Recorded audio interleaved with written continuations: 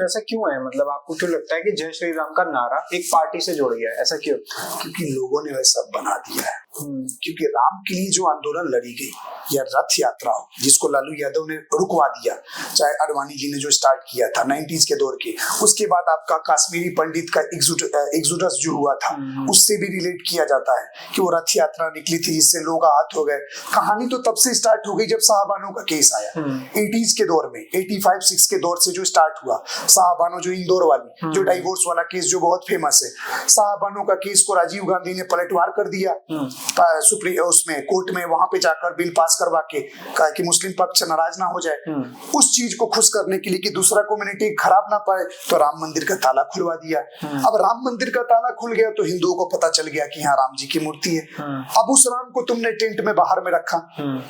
अब उसके लिए अब कोई पार्टी, एक बात बताओ, कौन सी ऐसी पार्टी है जो धर्म की राजनीति नहीं खेलती है? जिस देश का विभाजन धर्म के आधार पे हो गया हो, उस देश के लिए लोग लेक्चर देते हैं कि ये पार्टी धर्म की राजनीति कर रही है। तो तुमने क्या किया था? सरदार वल्लभ भाई पटेल का तो लाइव स्टेटमेंट है कोलकाता में बोलते हुए, उन्होंने तो बोला है कि जो 2% बचे इनको क्यों रखा गया। समझो बात हिंदू, देखो बात हिंदू मुसलमान की है। सरदार वल्लभ भाई पटेल तो वो इंसान भी है जो यूनिटी की बात करते हैं। यूनिटी उन्होंने इतने रियासतें 550 लगभग रियासतों को उन्होंने एक किया, चाहे वीपी मेनन को भेजा, चाहे जूनागढ़ हो, एक मिला कश्मीर, इनको नेहरू जी को कॉन्फ्लिक्ट में आज भी हम झेल रहे हैं। जूनागढ़ हो, चाहे हैदराबाद के निजाम को ऑपरेशन पोलो करवा के उनको झुकाया, तो ये उनकी बड़प्पन है, तो आज हम सम्मान देते हैं। तभी आयरन मैन को स्टेचू बनाया गया, जिस स्टेचू ऑफ यूनिटी है उसका भी मजाक बनाया गया, जो आपका बनाया गया उसमें क्या बोला गया, कल लोग नहीं आएंगे। आज देखो वहां भी रेवेन्यू जनरेट हो रहा है। दिक्कत पता है क्या है? मैं बोलता हूँ अपोज करो। पॉलिटिक्स है क्या? जब तक अपोज नहीं है तब तक पॉलिटिक्स नहीं है। लेकिन आपको एक लिमिटेशन रहना होगा। आप मोदी जी का अपोज करो, आप अमित शाह का अपोज करो, किसका अपोज करोगे? नीतियों का अपोज करोगे ना। आप किसी के पद पे बैठा हुआ आदमी है, prime minister, president, vice president, आप उस पद का गरिमा का तो थोड़ा सा मान रखोगे ना। आप ये सोचते हो कि दिन में 5 बार प्रधानमंत्री को गाली देके, 4 टाइम का खाना खाकर, और मोदी ने रेल भेल सेल और ये बेच दिया, तो जस्टिफाई कर पाओगे? आप किसी चीज को लीज पे देना, इस पे आएंगे धीरे धीरे। आप जब पूछिएगा जिस तरह का सवाल, आप बेचना के कॉन्सेप्ट पे जाते हो, अभी तो पॉलिटिक्स जा रहा है, पॉलिटिक्स पे आ जाएंगे। धर्म पे तो आप सोचो, अपोज करो, मैं मना करता हूं, लेकिन एक लिमिटेशन होना चाहिए।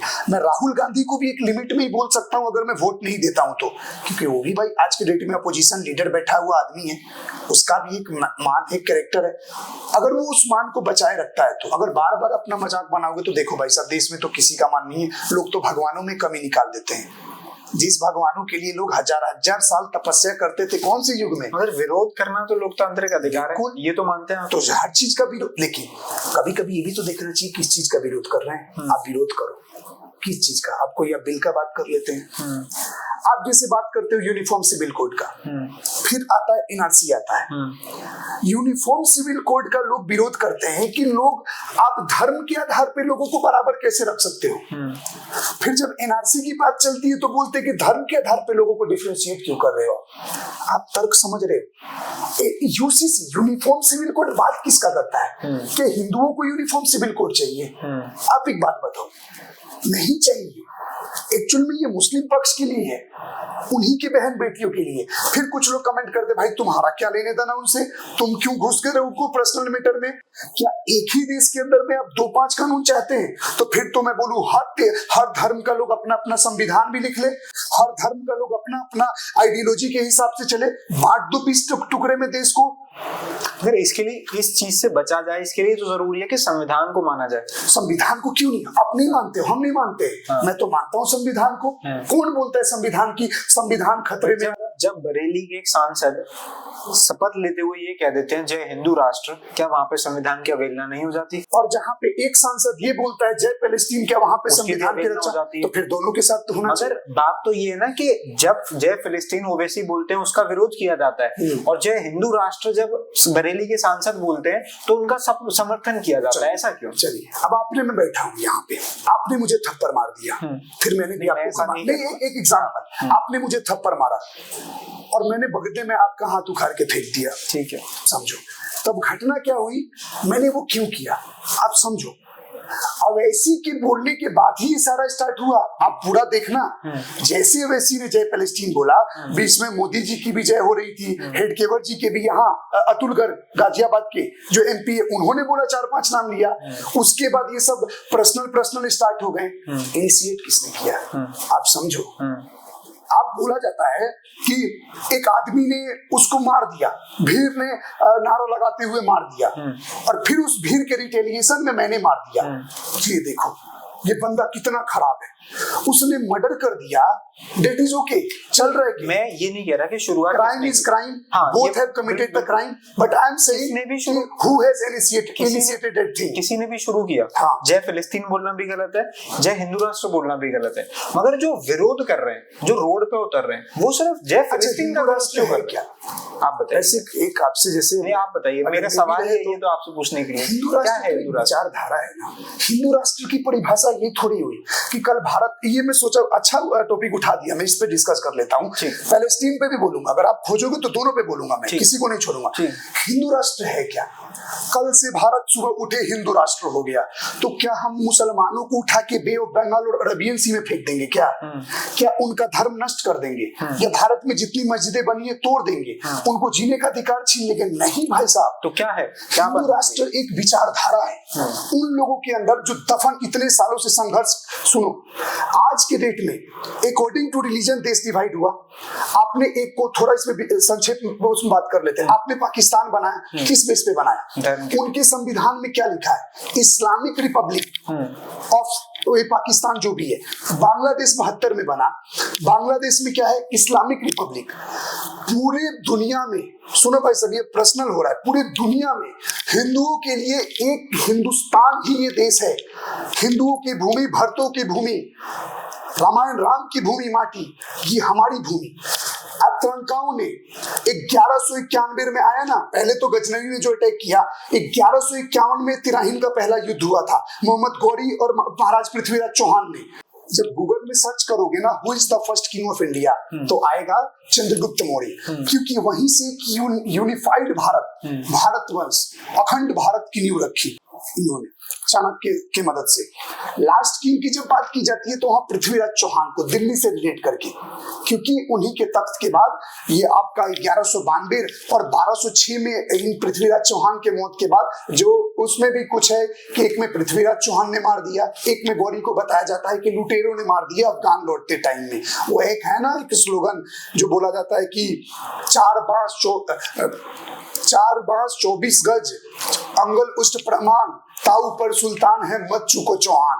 ये शब्द वेदी बाण विद्या से मारा था, जो 2-3 लोगों को इतिहास में आता था, महाराज दशरथ को, अर्जुन को और पृथ्वीराज चौहान को। इन्होंने शब्द वेदी बाण से चंदन वरदाई के मदद से मार दिया। 1206 इतिहास में ज्यादा, हाँ थोड़ा खींच रहा हूँ मैं, जल्दी कर रहा हूँ। 1206 में फर्स्ट टाइम कुतुबुद्दीन ऐबक ने गुलाम वंश की नींव की। उसके बाद गुलाम ही बने, चाहे वो गुलाम वंश आया, 1206 से स्टार्ट हो गया था। गुलाम वंश आया, खिलजी वंश आया, सैयद वंश आया, तुगलक वंश आया, लोधी वंश आया, फिर कौन आया? लोधी वंश के आखिरी शासक इब्राहिम लोधी को बाबर ने हराकर मुगलिया रियासत रखी। उसके बाद मुगल्स आए, अंग्रेज आए, देश डिवाइड हुआ, ये हुआ। तो मान लो तो हम प्रताड़ित रहे, धर्म के आधार पर पाकिस्तान बना, आज हम उसकी हालत देखते हैं। हाँ, बर्बाद है ना, क्योंकि पॉपुलेशन कंट्रोल नहीं है। क्या हम भी वही चाहते हैं कि एक धर्म के बेसिस पर हिंदुस्तान बने और फिर उसके भी हालत? नहीं, सुनो, हिंदुस्तान ये भरतों की भूमि ना मिटी है ना मिटेगी, मेरे लाइन याद रखना, ना मिटेगी, क्योंकि हर युग में हर कोई पैदा हो जाता है। इतने मुगलिया रियासत इतनी थी, इतने लोग अत्याचार पापाचार करते थे, तभी तो शिवाजी महाराणा प्रताप जैसे लोग भी जन्म लिए। आपको इतिहास में क्यों याद रखा जाएगा? आपने किसी राजा की तलवार चाटा, आप किसी नेता का तलवा चाटे, या अपना उद्देश्य और अपना मान और अपना नाम खुद बनाया आपने। मैं अपनी विचारधाराओं को कैसे त्याग कर सकता हूं? आप अपने चैनल पे मेरी बातों को कुछ भी दिखा दो, लेकिन मेरी विचारधाराएं नहीं बदलेंगी। समझो भाई साहब, आज जो 2024 में मैं एक बात बोल रहा हूं, 2024 में आप जो मेरा ले रहे हो, अगर 2050-60 तक मैं जिंदा रहा और मैं कुछ अगर मैं रोका गया तो रुक जाऊंगा, और नहीं रोका तो ये भारत देखेगा मैं क्या करूंगा। और ये 2024 की डिबेट आप 2050 में दिखाना। हिंदू राष्ट्र विचारों का राष्ट्र विचारों से बनेगा। हमारा क्या हिंदुओं का एक राष्ट्र पे अधिकार नहीं? मैं आ रहा हूँ उस पे। आपने कहा हिंदू राष्ट्र विचारों से बनेगा, सही है, आपने ये कहा ना। तो विचारों को अभी कोई कैद कर रहा है, कोई रोक रहा है?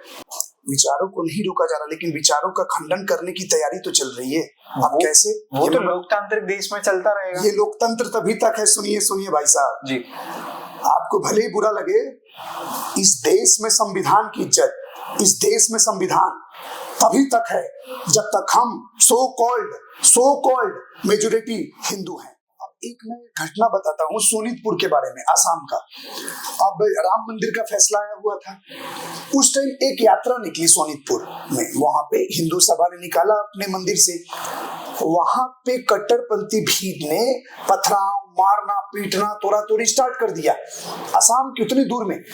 फिर बाद में पूछा गया तो राम मंदिर के फैसला को बता रहे हैं। उस गांव में बाद में पता लगाया गया कि भैया यहाँ चल क्या रहा है, तो वहां पे उन लोगों ने अपना एक इश्तिहार जारी करवाया था, पोस्टर टाइप का, कि आपको इस गांव में, मेजॉरिटी पॉपुलेशन वहां मुसलमानों की हो गई थी, उन्होंने बोला इस गांव में आप टीवी नहीं देख सकते, यहाँ आप म्यूजिक नहीं सुन सकते, आप अपने बाल औरतें खोल के नहीं रख सकते, बुर्खा पहनना होगा, ये आपको मदरसा में पढ़ना होगा, फ्राइडे को छुट्टी होगी, संडे को छुट्टी नहीं होगी। अब एक बात बताओ, जिस कंट्री में so called Iran women's are protesting against the hijab, Saudi Arabia fashion show चल रहा है वहां पे, अभी लेटेस्ट में हुआ था, मोहम्मद साहब की डिसेंडेंसी के लोग वेस्टर्नाइजेशन को एक्सेप्ट कर रहे हैं, टर्की वेब सीरीज बना रहा है, और यहाँ के so called converted third generation लोग ज्ञान दे रहे हैं सऊदी अरबिया कैसे चलेगा, टर्की कैसे चलेगा, ईरान इराक कैसे चलेगा। इतना ही जिनको लड़ना है ना मानव अधिकार और धर्म के लिए, तो उन देशों में जाकर उन औरतों का एक बार दुख सहकर आ जाए, जिनको धूल मिट्टी समझा जाता है औरतों को, हमारे में नहीं समझा जाता है, तो गर्व से बोलते हैं हम उस भूमि और उस सनातन के हम लोग हैं, हम माँ मानते हैं, हम तो वो हैं कि गाय का दूध पीने के बाद गाय को माँ बांध देते हैं, जिसके लिए लोग रोज मजाक बनाते हैं। अगर आप तो एक वीडियो में कह रहे हैं कि ममता बनर्जी पर कमेंट कर रहे हैं, आप कह रहे हैं कि आपसे एक औरत कंट्रोल नहीं होती है, हाँ, तो इस तरीके की भाषा भी बोला था मैं। अब सुनो ममता बनर्जी का, अब जब आप टॉपिक छेड़े, औरत नारी सीता भी होती है, औरत सुपनेखा भी होती है, समझो बात को। ममता बनर्जी क्या पॉलिटिक्स खेल रही है? क्या बंगाल में रहने वाले लोग, पहले सरकार किसकी थी? कांग्रेस की, जब आजादी के बाद, उसके बाद किसकी सरकार आई? कम्युनिस्टों की। कम्युनिस्टों में तो ममता बनर्जी का कपड़ा फाड़ के फेंक दिया था जब ममता बनर्जी का राइट चल रहा था बंगाल में, उसके बाद वो सरकार में आई टीएमसी पार्टी। आज के डेट में ममता बनर्जी किसको मरवा रही है बीजेपी अपोज में? क्या कभी आपने, रेयर बेबी हो सकता है, मे बी यू हर्ड, कभी सोचे हो कि कोई बीजेपी को, मतलब कोई कांग्रेस को वोट देकर आया हो और बीजेपी के लोगों ने मोहल्ले से निकालकर उसको मार दिया हो, गर्दन काट दिया हो? बंगाल आज के डेट में इट्स लाइक अ हेल। आप वहां पे खुल के बोल नहीं सकते कि आप बीजेपी को वोट देते हो। आप अमित शाह बीजेपी से नफरत करने में आप उन लोगों को मार रहे हो जो लोग आप ही के स्टेट में पैदा हुए, आप ही के स्टेट में बड़े हुए। क्या सत्ता पलट नहीं होती है? कल इस देश में संपूर्ण कांग्रेस का राज था, फिर बीजेपी आई जनसंघ से निकल के भारतीय जनता पार्टी, फिर आज मोदी लीड कर रहे हैं, कल मोदी को भी रिप्लेस किया जाएगा। क्या मोदी ये समझ लें कि मेरे बाद कोई आएगा नहीं, और जो दूसरे पार्टी के वोटर उनको मारना काटना, इस एग्जाम्पल, ये क्या एग्जाम्पल सेट होगा? तो केंद्र में मोदी की सरकार है, क्यों नहीं रोकते? हाँ, तो यही तो दुर्भाग्य है। मैंने तो एक बार ये भी बोला था कि देश का दुर्भाग्य देखो कि जेपी नड्डा जब जाते हैं वहां बंगाल में, तो उनकी गाड़ियों पे पत्थर चल रही है, उस टाइम चुनाव के बताओ। मैं बोलता हूँ किसी सेंट्रल गवर्नमेंट में स्टेट गवर्नमेंट प्रोटेस्ट करता है तो समझ में आता है। तुम सेंट्रल गवर्नमेंट होकर you are protesting against the state government, धरना पे बैठ रहे हो। पूरी forces have that type of rules and regulation, set a principal.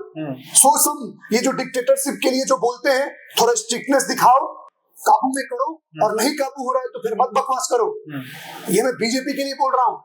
वहां तुम्हारे पार्टी के वर्कर तुम्हें वोट दे रहे हैं, एक लड़के को उसके घर के अंदर लटका दिया गया, लड़की को, सिर्फ उसने बीजेपी के लिए वोट दे दिया, निकाल के मारा जा रहा है, काटा जा रहा है, just you have voted for BJP. क्या लगता है बीजेपी डरती है ममता बनर्जी से? डरती बीजेपी, वो राजनीति अच्छे से नहीं खेल पा रही है बंगाल में। आप एक बात बताओ, अपने वोटर को तो दूर की बात है बचाना, आप उस स्टेट में अपने वर्कर को आप नहीं बचा रहे हो। क्या as being a voter of BJP हमारी भी पार्टियां पहले आरजेडी और जेडी को देती थी, अब हम दे रहे हैं ना, सब तो कहीं ना कहीं किसी को देते थे, अब ना 1-2 बार से बीजेपी को वोट दे रहे हैं। तो अब एक बात बताओ, आप अपने पार्टी के वर्कर्स को नहीं बचा सकते उस स्टेट में, और आप ये सोचते हो, और वहां के लोग जान रिस्क में लेकर वोट देने जाते हैं, और टीएमसी के गुंडे पोलिंग बूथ पे खुद छाप रहे हैं, खुद दबा रहे हैं, छाप तो बंद हो गया, खुद बटन दबा रहे हैं, जाओ जाओ। अब बीजेपी को उस टाइम चुनाव के टाइम जब सुवेंदु अधिकारी जीते थे कि 2 मई दीदी गई वाला जो स्टेटमेंट क्या लगा हुआ था, उन्होंने हरा ही दिया था उनको।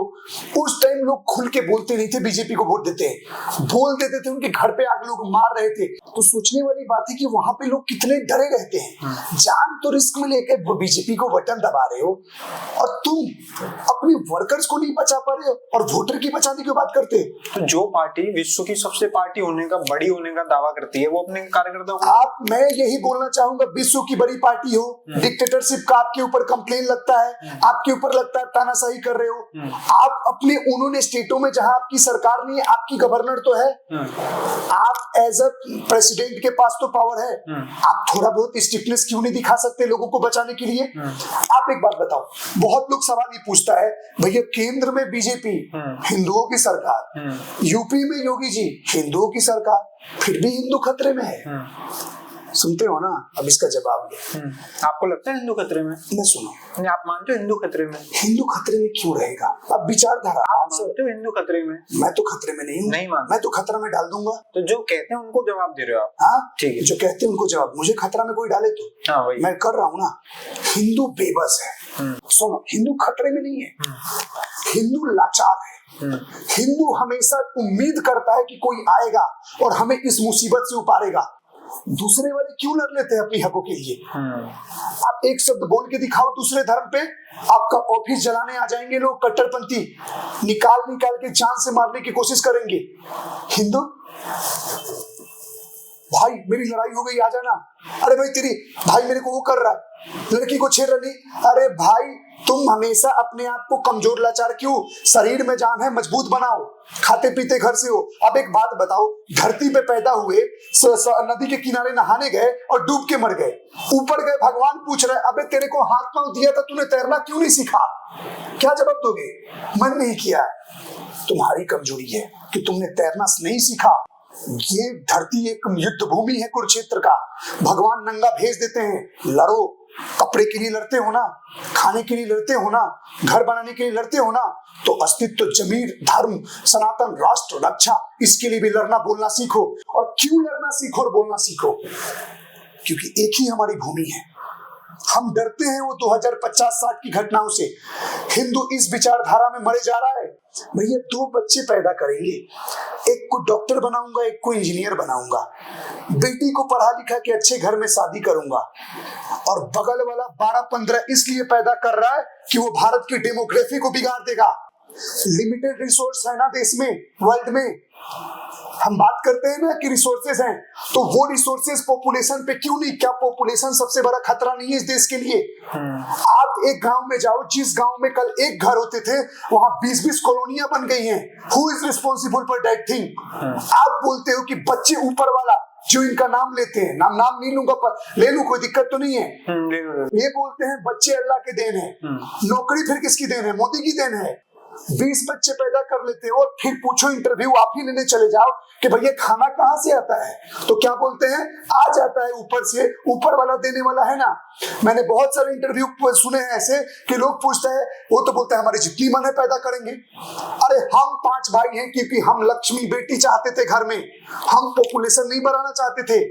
तुम इसलिए चाहते हो 10-12 क्योंकि एक बच्चा दिमाग में रहता है कि 2000 कमाएगा तो 12 बच्चे 24,000, 2-4 मर गए तो कोई दिक्कत नहीं है। आने वाले टाइम में वोट बैंक पॉलिटिक्स से 30-40 सालों बाद जो बच्चा आज 10 साल का है 5 साल बाद 15 का होगा, 10 साल बाद तो वोटिंग राइट आ जाएगा। आप सोते रहते हो, देखो भाई सब पॉलिटिक्स हट जाओ, I am going for a devotional, अपने धर्म पे लेकर बात कर रहा हूँ। वो इसको डेमोग्राफी बदलने की बात कर रहे हैं, वो बोल रहे हैं वो PFI कौन कौन संगठन है, केरल से ऐसी आती है कि 2047 तक हम भारत को इस्लामिक राष्ट्र बना देंगे। तब आपसे मैं सवाल पूछूंगा, अगर मैं जिंदा रहा तो।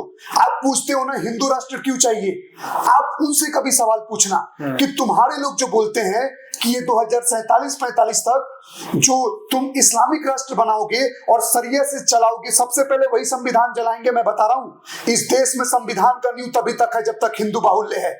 जिस दिन ये कम हुआ, क्योंकि हम लोग कितने यूरोप में, मैं आपको बता रहा हूं 52% के दर से ये आगे बढ़ रहे हैं, अपनी पॉपुलेशन राइज कर रहे हैं, और वहां के लोग का पॉपुलेशन डिप्लीट हो रहा है। तो हिंदुओं को किसने रोका है अपनी जनसंख्या बढ़ाने से? हिंदू ज्ञानी है, हिंदू को रोका नहीं गया है। कुछ लोग बोलते हैं ना हिंदू तुम्हारे में दम नहीं है 10 पैदा करने के लिए, तो उनको जवाब देना चाहूं, दम की बात नहीं है बेटा, संस्कार, परिवार पालन। हमें पता है कि हम इतना कमा रहे हैं, 2 बच्चे हैं तो इनको पढ़ाना है, स्कूल में लाखों लाखों की फीस जाती है, नौकरी महंगा आज के डेट में, जॉब पाना मुश्किल है क्योंकि पॉपुलेशन वहां पे फिरा जाता है। जिस देश में रोज 80,000 बच्चे पैदा हो जाते हैं, लगभग 80,000 यही डाटा है, मे बी 77,500-800 बच्चे रोज पैदा होते हैं इस देश में। उस देश में उम्मीद करते हो कि रोज 50,000 नौकरी पैदा हो जाएगी। अमेरिका भारत से 3 गुना बड़ा है। अमेरिका का GDP 1100-1200 लाख करोड़ है। वो कर सकता है 1 लाख नौकरी जनरेट? नहीं कर सकता। इस भ्रम से निकलो। लोगों को ये मतलब समझना होगा कि नौकरी और रोजगार में क्या फर्क होता है, यही नहीं समझते हैं। गवर्नमेंट बोलती है हम 2 करोड़ रोजगार लाएंगे, ये सोचते हैं 2 करोड़ नौकरी दे रही है। अरे भैया, रोजगार ये भी रोजगार है। चैनल खोल के कमाना, you have self created job, ये रोजगार की श्रेणी में आती है। जॉब वो होता है या तो प्राइवेट सेक्टर या गवर्नमेंट सेक्टर जो अपनी निकालती है। जैसे कोई कंपनी खोला तो 500 वर्कर्स चाहिए, तो वो नौकरी के लिए इश्तिहार जारी करेगा तो लोग अपॉइंट होंगे, मैनेजर का पोस्ट, सब मैनेजर जो बनेंगे। गवर्नमेंट जो अपना लिमिटेड निकालती है वो अपना फिल करती है टाइम पे। थोड़ा बहुत पॉलिटिक्स भी होता है कि चुनाव आ रहा है तो इतने भर्तियां दे देते हैं, फिर कुछ चुनाव के टाइम करते हैं। ये होती है गवर्नमेंट में, हिपोक्रेसी होती है। लेकिन मैं उन लोगों से कैसे उम्मीद कर लूं जिनके दिमाग में सिर्फ वो गंदा चीज चल रहा है कि हमें सिर्फ इसको बदलना है। और भाई साहब, मैं सही बता रहा हूं, आज मैं गलत हो सकता हूं, आज लोगों के मन में मैं अखड़ सकता हूं, लेकिन ये जो विचारधारा है ना, हमसे पहले तो यूरोप जंग छिड़ेगा। मैं बता रहा हूं ना, आप देखते रहना 20-30 साल, 20-30 से बहुत बोल दिया, 20 साल के अंदर आप में न्यूज में आएगी कि यूरोप फाइट कर रहा है, महायुद्ध लड़ रहा है अपनी डिग्निटी और अपने रिलीजन को बचाने के लिए, और हिंदू उसी से सीख जाएंगे। हिंदू होना क्राइम है। हिंदू कौन है? हिंदू जैन है, हिंदू सिख है, हिंदू जो भी, इंडस नदी, ये जो, इसका भी नाम मुझे पता चला कुछ वैद्य धर्म क्या नदी है, इसको भी बदल दिया गया, जिसको बैटल ऑफ हियाडस, जो झेलम की जंग जो बोली जाती है, जो सिकंदर और उनके बीच हुआ था, तो जो भी झेलम के इस पार रहने वाले भूभाग में, बोला जाता है ना, मुझे झेलम तक जमीन चाहिए। सावरकर नहीं बोला था ना, झेलम तक हमारी जमीन चाहिए, झेलम हमारा है। तो हिंदू एक विचारधाराओं से बधे हुए 4-5 ग्रुप के लोग हैं, एक्सेप्ट मुस्लिम। इसमें सारे आ जाते हैं, सिख आ जाते हैं, बौद्धिस्ट आ जाते हैं, जैन आ जाते हैं, पारसी आ जाते हैं, और हम सनातनी आ जाते हैं। ये हिंदू है, नॉट मुस्लिम, क्योंकि मुस्लिम इन्वेडर्स थे, वो आए थे। आज के डेट में जो यहूदी पूरी दुनिया में परेशान है, भारत में तो कभी उनके खिलाफ क्राइम नहीं होता, खुशी खुशी रहते हैं। जो अफगान के ही लोग मार के भगा रहे हैं, वो अफगानिस्तान यहाँ खुश है। क्यों लोग भारत को खोजते हैं कि भारत अभी अगर हम जनसंख्या की बात करें तो हिंदुस्तान में 20 करोड़ मुसलमान हैं। 20 तो आपको डेटा है ना, मैं बोलूं 35 करोड़ है, अभी तक का डेटा, मैं बोलूं 35 करोड़ है, ठीक है 35 करोड़ मान लेते हैं, आपकी बड़ी बात करते हैं। 140 करोड़ टोटल जनसंख्या है, उसमें 100 करोड़ से ज्यादा हिंदू मान लीजिए, ठीक है। फिर भी हम इतना मुसलमान से क्यों डरते हैं? मतलब आपको मैं अगर देखूं, आपके सोशल मीडिया पे भी बात करें, आप वहां 100 रील डालते हैं तो आप 99 रील मुसलमानों के खिलाफ डालते हैं कि ये कांड हुआ है। हाँ। क्यों करते हैं ऐसा? क्यों करता हूँ? क्योंकि 100 में 99 में तुम्हारा नाम है। क्यों करता हूं? तो तुम करवा रहे हो ना। अब आप बात करें 100 करोड़ हिंदू, 100 करोड़ हिंदुओं में से 100 नहीं 90 करोड़, ठीक है, 90 करोड़ में से कितने हिंदू हैं? हिंदू क्या हुआ? कलावा लगाने से हिंदू हो गए, तिलक लगाने से हिंदू हो गए, जय श्री राम बोलने से हिंदू हो गए? नहीं। बहु बेटियों को कोई चुनरी खींच रहा है रोड पे, उसकी इज्जत का मान के लिए रक्षा करना लड़ने वाला हिंदू है। चार लोग मिलके कमजोर को डरा रहे हैं, मार रहे हैं, वो लड़ने वाला हिंदू है। आप दबाओगे दबने वाला वो सारे बुज़दिल लोग हैं, वो हिंदू नहीं कहे अपने आप को। वो दोगले कभी मेरी नजर में हिंदू नहीं हो सकते। हिंदू बनते हो, हिंदू तो समझ लो क्या है। हिंदू विचारधारा है इन सभी को लेकर।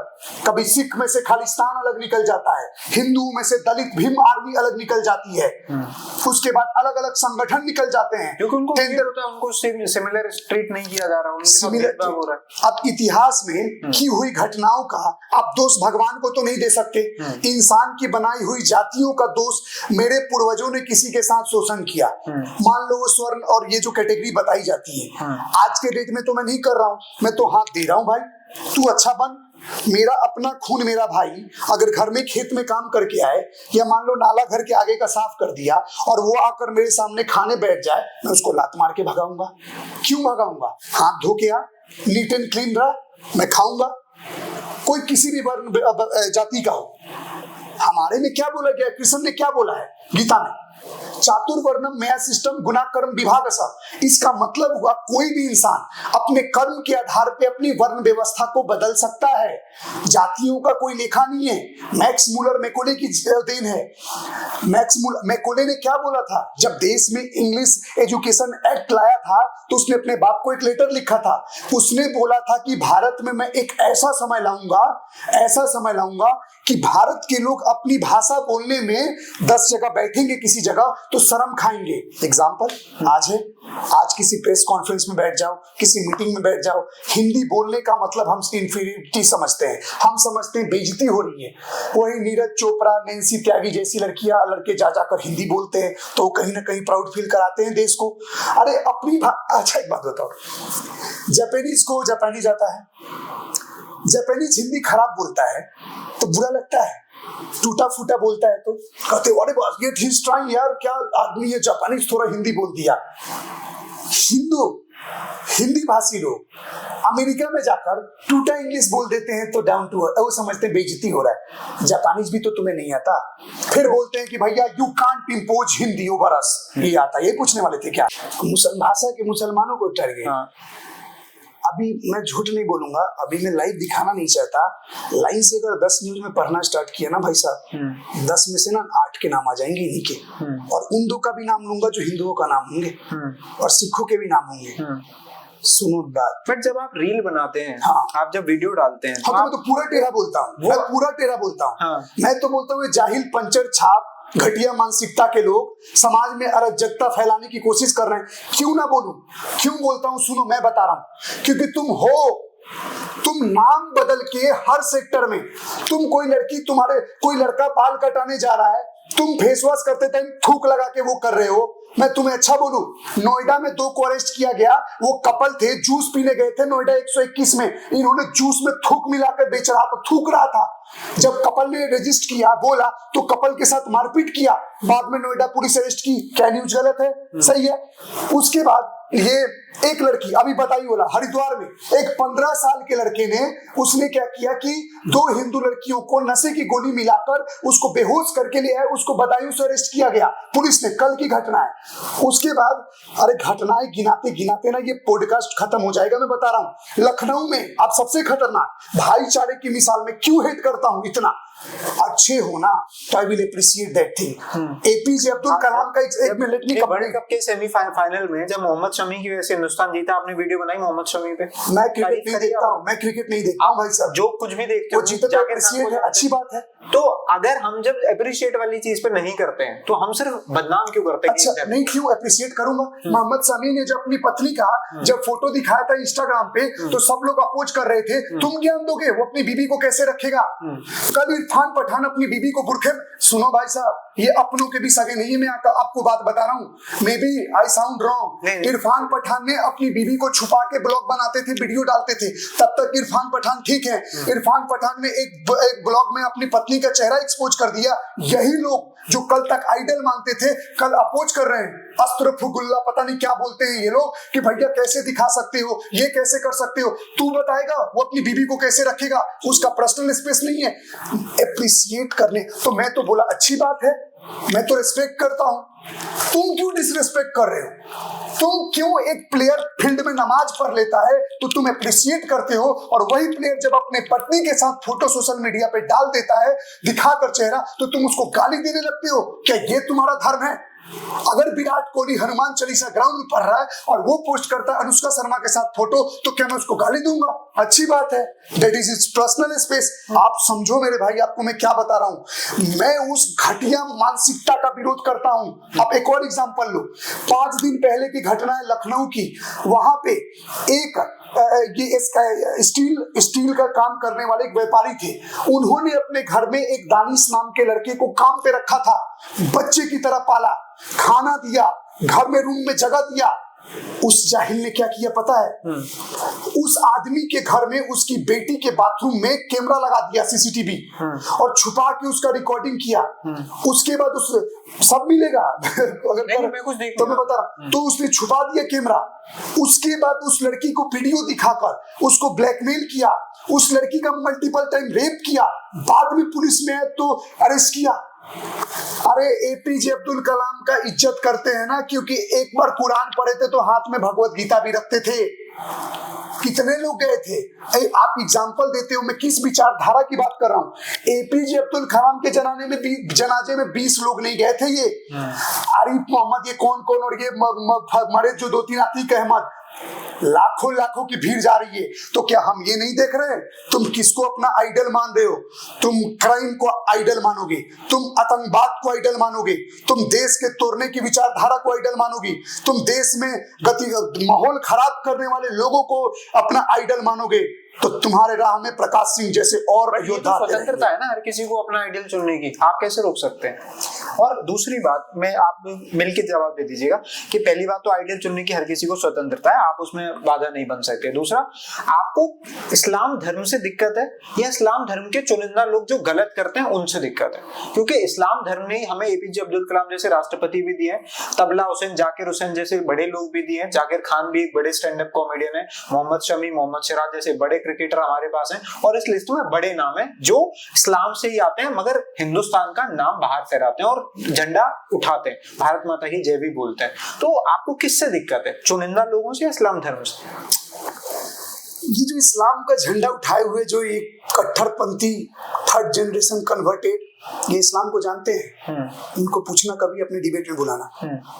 अगर वो इस्लाम को जानते तो करते ही, लैक ऑफ नॉलेज, कट्टरपंथी क्यों बोलते हैं? शांति तो एक बहाना है इनका, शांति के नाम पे सबसे ज्यादा दुनिया में अशांति यही फैला रहे। कहीं भी देख लो, नाम देश बताओ, मैं घटना बताता हूँ।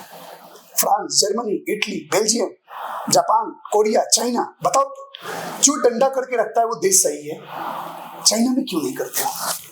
वहां पे भी तो है यूगे मुसलमान, वो तुम्हारे यहाँ फंड कर रहा है और मस्जिदों को तोड़ के लेटरिन बाथरूम और वो बना रहा है, वहां नहीं मुंह खुलता है। जापान में क्यों नहीं करते हो? बैन है मस्जिद बनाना। इटली क्यों हिसाब मांग रहा है? मगर हिंदुस्तान की यही तो खूबसूरती है ना, ये खूबसूरती नहीं चाहिए, जगह देती है। सुनिए, खूबसूरती नहीं चाहिए, इतना खूबसूरत नहीं होना है। क्यों? आप एक बात बताओ, किस खूबसूरती की बात करते हो? कि आप अच्छे बनने में आप अपने बहन बेटियों को मरवाओ, वो खूबसूरती आप चाहते हो? आप एक बात बताओ, कौन सा खूबसूरती? एक केरल कट रहा है, बंगाल फट रहा है, पंजाब खत्म हो रहा है, इधर हर स्टेट अपने आप को बांट रहे हैं। हिंदू को, मेरे को एक बात बताओ आप भाई साहब, एक चीज आप क्लियर कर दो मेरे माइंड को, क्या सिर्फ बीजेपी को वोट देने वाले हिंदू हैं? कांग्रेस, समाजवाद, दूसरे पार्टियों का जमीर मर गया है क्या? क्या बीजेपी ने ठेका ले रखा है कि तुम ही राम के भगत हो या कृष्ण के भगत हो? तुम्हारी जमीर क्यों मर गई है? तुम ये क्यों सोचते हो कि बीजेपी वाला ही हुआ? तुम भी लड़ो अपने धर्म के लिए, तुम कांग्रेस को देते हो ना। आचार्य प्रमोद कृष्णन का नाम सुने हो जी, है ना? पार्टी ने निकाल दिया ना, क्यों निकाला? 2-3 बार राम मंदिर के समर्थन कर दिए, पार्टी से अलग बोल दिए। क्या किसी पार्टी की विचारधारा ये हो सकती है कि अपने इष्ट का सम्मान करेगा तो उसको बुरा लग जाएगा? तब तुम पे क्वेश्चन रेज नहीं होगा कि तुम वही हो जो राम कहाँ के पूछते थे, राम सेतु तोड़ने का आदेश दे दिए, 24 वकील खड़ा कर दिए, और आज तुमको राम की टेंशन हो रही है। राम के लिए वो आज के डेट में ज्यादा टेंशन ले रहे हैं जिन्होंने 54 नहीं दिया है। मैं आज भी, मेरा वॉलेट नहीं है, आज भी वो चंदे की स्लिप लेकर चलता हूं मैं। सुनो भाई साहब, इस देश में ना राम एक विचारधारा है, एक आस्था है। हम आइडल मानते हैं, इसलिए राम को पूजते हैं। मतलब जो राम को नहीं मानेगा उसकी जगह नहीं देश में। हाँ, ये आप बोले, नहीं आप बोले, मैं कहाँ बोला? आपने बोला जिन्होंने चंदा नहीं दिया। मैं तो दशावतार भी मानता हूँ। हाँ? मैं तो मत्स्य मानता हूँ, कुर्म मानता हूँ, वराह मानता हूँ, वामन मानता हूँ, परशुराम मानता हूँ, राम मानता हूँ, कृष्ण मानता हूँ, और बुद्ध में ये वाले गौतम बुद्ध नहीं, एक पहले भी बुद्ध पैदा हुए हैं, उनको भी मानता हूँ, जो विष्णु के 9वें अवतार है। फिलोसफी है जो कुछ लोग लेके आए, ये उसमें लेते हैं। इसमें दो कंट्रोवर्सी है। एक बुद्ध ये है जो गौतम बुद्ध, जो सिद्धार्थ, जिनका बिहार में जन्म हुआ था, जिन्होंने बुद्ध धर्म की। एक कोई और बुद्ध है जो इनसे भी पहले पैदा हुए थे, उनको भगवान विष्णु का 9वां अवतार मानते हैं, उनको माना जाता है। है। तो अभी जो राम जी की मूर्ति लगाई गई है उसमें 10 अवतार को दिखाया गया है ना, राम जी के। कश्यप बुद्ध है, तो कौन से बुद्ध है? हमने तो एक ही बुद्ध को पढ़ा है, गौतम। मान लीजिए, हम भी मान लेते हैं, वही गौतम। तो ठीक है, हम सम्मान देते हैं। बगल वाला दे रहा है, बगल वाला दे रहा है, वो तो दे रहा है सबको। देखो समझो, एक बात को समझो। चंद्रशेखर रावण आज के डेट में क्या समझते हो आप उसको? आप अम्बेडकर को मानते हैं? बिल्कुल। हाँ, उन्होंने भी तो हिंदू धर्म छोड़ के बौद्ध धर्म। हाँ, कब छोड़े? मरने के 6 महीना पहले उन्होंने बौद्ध धर्म में छोड़ा ना। छोड़ा। मैं पेरियर के 10 सवाल निकालो, मैं अभी मुंह पे जवाब देता हूँ। पेरियर का नाम सुने हो ना? हाँ, सुने। आप निकालो, मैं आपको ओपन चैलेंज दे रहा हूँ, 10 के 10 इनके सवाल निकालो, और प्रकाश सिंह अकेला आपके चैनल पे खड़े होकर 10 का 10 सवाल धूमिल कर दूंगा। नहीं, बात वो नहीं है, बात ये कि आपने कहा आप अम्बेडकर को मानते हैं। स्टेटस जो लगाए हुए हैं ना साउथ के मंदिरों में, आप अम्बेडकर को मानते हैं, और अम्बेडकर ये मानते हैं अम्बेडकर को। कौन? ये सो कॉल्ड अम्बेडकर को सही दलित है वो मानता है, जो fake so called Bhim army बनाकर जो जातिवाद का गंध ऐसा फैला रहे हो, कल तक तो मैं जानता भी नहीं था, मैं मां कसम बोल रहा हूँ। भीम आर्मी, ये जातिवाद, अम्बेडकर के बारे में, पेरियार के बारे में, लेकिन इन कुछ गलत विचारधारा वालों ने इतना मजबूर कर दिया ना, मेरे को डिटेलिंग लेनी पड़ी इनकी कि ये कर क्यों रहे हैं, ये क्या खा के ये देश में इतना नफरत फैला रहे हैं। हम तो जातिवाद नहीं कर रहे हैं। आप जातिवाद के खिलाफ हैं?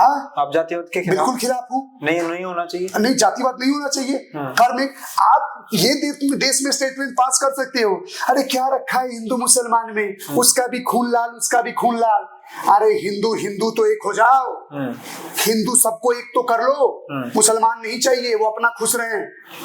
अरे खान पीन विचारधारा मिलती है तो भाई बनते हैं ना, वो जब उनका हमारा खान पीन ही, हम जान पहचान हो सकती है यार, ये थोड़ी मैं अपनी बेटी ब्याह दूं, ये अपनी बहन ब्याह दूं, नहीं ब्याहना है मुझे, मेरा पर्सनल चॉइस है, मैं उनके घर में नहीं देना चाहता, ये मेरी नफरत नहीं है, मेरी विचारधारा है। तुम्हारे घर में गाय मटन ये सब पता नहीं क्या क्या, मैं नहीं चाहता उस घर में मेरे लोग जाएं, जबरदस्ती है।